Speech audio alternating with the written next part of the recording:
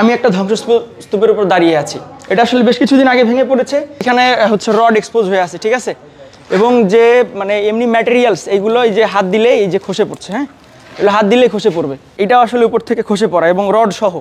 তো এইটা যদি আমার মাথায় পড়ে বা যে কোনো সাধারণ ব্যক্তির মাথায় পড়ে, তার বেঁচে থাকার সম্ভাবনা কতটুকু?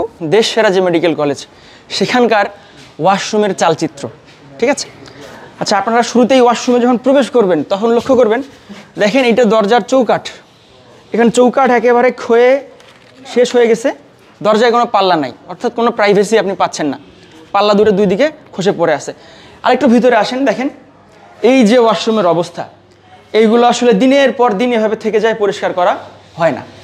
তো অপরিষ্কার বিষয়টা আমি মানলাম, কিন্তু যখন ওয়াশরুমে আসার পর এমন হবে যে আপনি ওয়াশরুম করতে এসে জীবন ঝুঁকিতে পড়ে গেছেন। আসেন একটা জিনিস আমি দেখাই। আপনারা যদি একটু উপরে লক্ষ্য করেন, দেখেন এইখানে কেউ একজন গোসল করবে, ঠিক তার উপর থেকে খসে পড়ছে, ঠিক আছে। এটা একটা গোসলখানা, এখানে ঠিক তার উপর থেকে একদম খসে পড়ছে, বেরিয়ে আছে রড। এবং এইখানে খেয়াল করলে লক্ষ্য করবেন যে আমি একটা ধ্বংসস্তূপের উপর দাঁড়িয়ে আছি। এটা আসলে বেশ কিছুদিন আগে ভেঙে পড়েছে। কিছু কিছু ইট ছুরকির যে খণ্ড, সেগুলো সরে গিয়েছে, ভেঙে গিয়েছে। এখানে অনেক বড় এতগুলো প্রায় হচ্ছে ধ্বংসস্তূপ ছিল। তারপর আমি যদি ওয়াশরুমে দেখেন, এই যে ওয়াশরুমের দরজা হচ্ছে এই যে এরকম দরজা, এবং ভিতরে যখন আসবেন দেখেন একেবারেই বাজে একটা অবস্থা। করবেন এই দিকেও, অর্থাৎ কেউ ওয়াশরুম করতে যখন বসবে আর কি, সেই সময়েও দেখা যাবে যে ছাদ খসে পড়ে তার একটা ইনজুরির সম্ভাবনা আছে। এবং আমরা এটা লক্ষ্য করেছি যে আমরা ওয়াশরুমে প্রবেশ করে দেখি যে ওখানে ছাদ খসে পড়ে আছে, অর্থাৎ আমি ওখানে বসে থাকা অবস্থায় এটা আমার উপর খসে পড়ার একটা সম্ভাবনা ছিল, ঠিক আছে।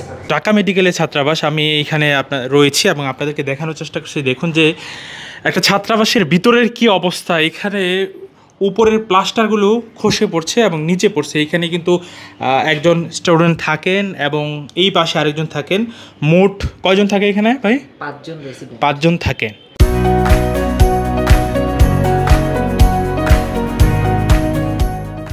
এখন আমাদের 4 তলার কিছু বিম দেখাবো। দেখেন এই যে বিমগুলো, হ্যাঁ, এই বিমগুলোর বডিতে কিছু নাই। হ্যাঁ, এই বিমগুলোর বডিতে, ভাই এটাতে আসেন একটু, দেখেন এখানে হচ্ছে রড এক্সপোজ হয়ে আছে, ঠিক আছে। এবং যে মানে এমনি ম্যাটেরিয়ালস এইগুলো এই যে হাত দিলে এই যে খসে পড়ছে, হ্যাঁ, এগুলো হাত দিলেই খসে পড়বে। তো এই হচ্ছে অবস্থা, একদম যে কোনো মুহূর্তে ভেঙে পড়ার সম্ভাবনা। হ্যাঁ, তারপরে একটু উপরের দিকে লক্ষ্য করেন, উপরের যে বিমগুলো এখানে রড এক্সপোজ হয়ে আছে, ঠিক আছে। এই যে ভেঙে যেগুলো পড়ছে এইগুলো আপনারা একটু লক্ষ্য করবেন, এখানে যে স্তূপ করে রাখা, দেখেন এই যে এই খণ্ডটা দেখছেন, এটা আসলে উপর থেকে খসে পড়া এবং রড সহ। তো এইটা যদি আমার মাথায় পড়ে বা যে কোনো সাধারণ ব্যক্তির মাথায় পড়ে, তার বেঁচে থাকার সম্ভাবনা কতটুকু? একজন চিকিৎসা শিক্ষার্থী হিসেবে আপনাদের কাছে প্রশ্ন রেখে গেলাম।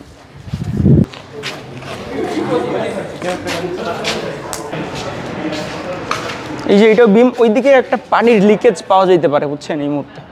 এই যেমন বিম এই যে খুলে পড়ছে, হাত দিলে খুলে পড়ছে। এখন যে বিদ্যমান আবাসন সংকট, এটা যে জন্য ঘটছে যে আমাদের এই ভবনগুলো অনেক পুরনো। হ্যাঁ, আপনারা জানেন ঢাকা মেডিকেল কলেজ ঐতিহ্যবাহী একটা মেডিকেল কলেজ এবং অনেক পুরনো একটা মেডিকেল কলেজ, যার কারণে এই যে আমাদের আবাসনের যে হলগুলো এগুলো অনেক পুরনো এবং এইগুলো ভেঙে পড়া স্বাভাবিক। প্রত্যেকটা বিল্ডিংয়ের একটা লংজিভিটি লিমিট থাকে, যে সময় পরে সেটা কোল্যাপস করে যায়, সম্ভাবনা থাকে। ভূমিকম্প একটা যদি একটু বড় মাত্রা ভূমিকম্প হলে এগুলো ধসে পড়বে।